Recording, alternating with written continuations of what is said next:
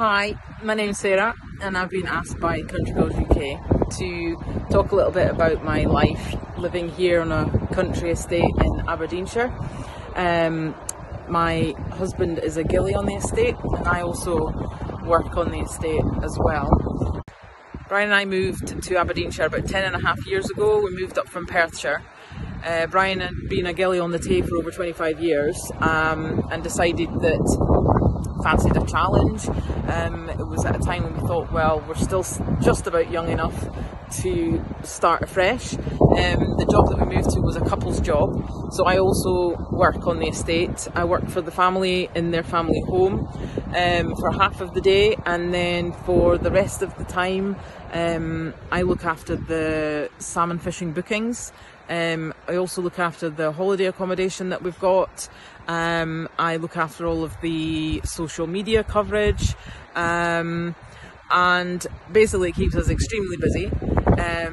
Living by the river is a great lifestyle, but also living in this lifestyle does have its drawbacks. But obviously with anything there are pros and cons, and I think in general, living in the environment that we live in, we are extremely lucky, and in the end living here basically outweighs any cons that there may be.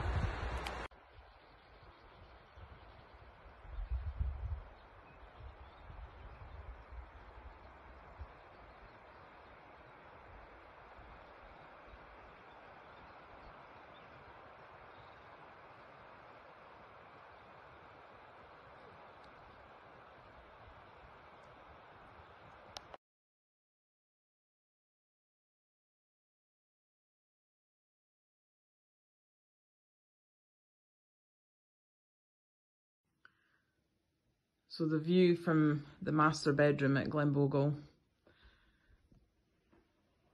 it's a lovely 4-poster room. So Glenbogle is actually a traditional Norwegian style sporting lodge. It has 6 bedrooms and sleeps up to 10 people. And as it is a large lodge, it would be too much really for one person to do in between guests coming if they're in and out on the same day. So I do have 2 girls that come in and help me get the lodge prepared and ready for the next guests arriving. So Glenbogle has a fabulous new well-equipped kitchen. Sometimes if I'm free, I'll cook for clients for the week, whether that's just breakfast and dinner or whether they need lunches. If I'm not free, then sometimes they'll hire other cooks in from the local area or further afield. But quite a lot of parties as well, they're quite happy cooking for themselves on a self-catering basis, maybe going out into Bankery for an odd meal or two. Just depends on each individual party's requirements.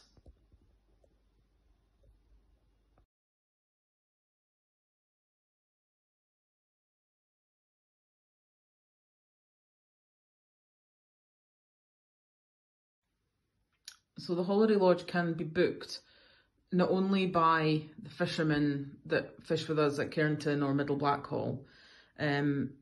Other anglers, from other beats can stay here, but we also take clients who don't fish at all and they're here just for a holiday.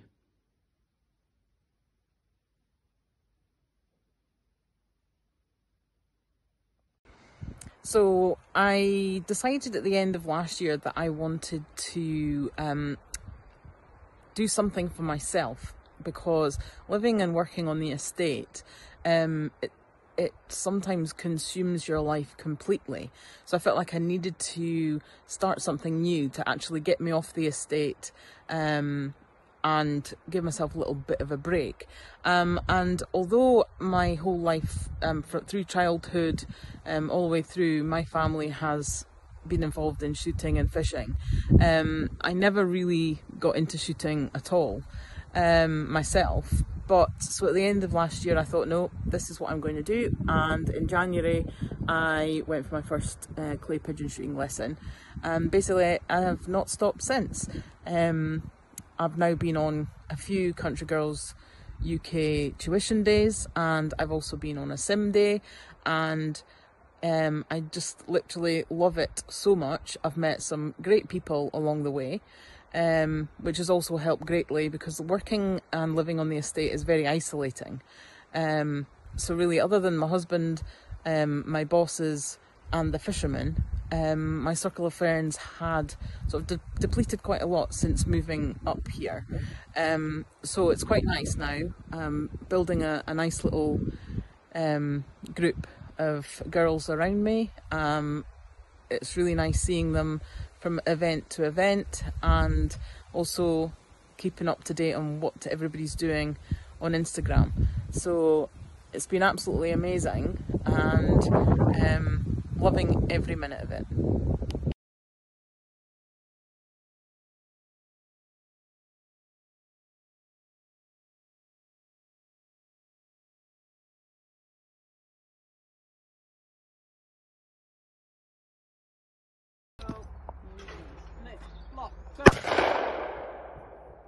Well, here he comes, coming up to the peak.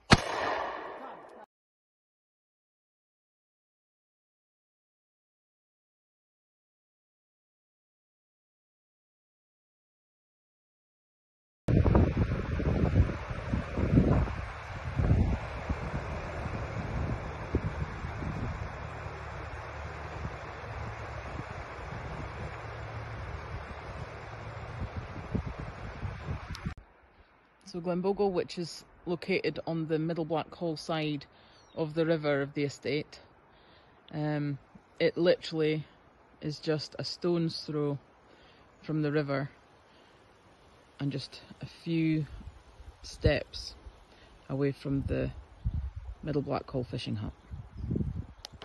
So here we are looking at the Middle Ferry, which is the view from the top hut on the Cairton bank. Opposite we have one of the huts from the beat opposite us, which is Upper Blackhall. And then moving down, looking down river, we're going through the Ferric pools, and then all the way down at the corner point, that is a pool called the Grey Mare. It's a nice wood burning stove to keep everybody warm and also dry out any wet gear overnight for guys coming in the next day.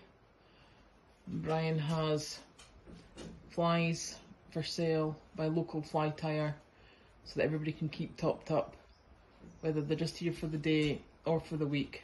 It's no excuse. The best flies are here waiting for everybody to buy so that they can catch the best fish.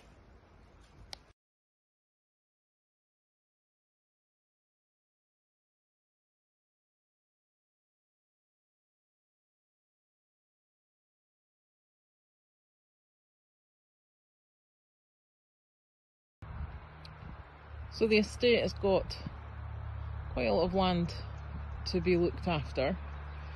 We've got areas that need to be a little bit more manicured, the areas for the owners and their private gardens, and then obviously we have areas that are accessed by the fishers also. So it does take a lot of upkeep.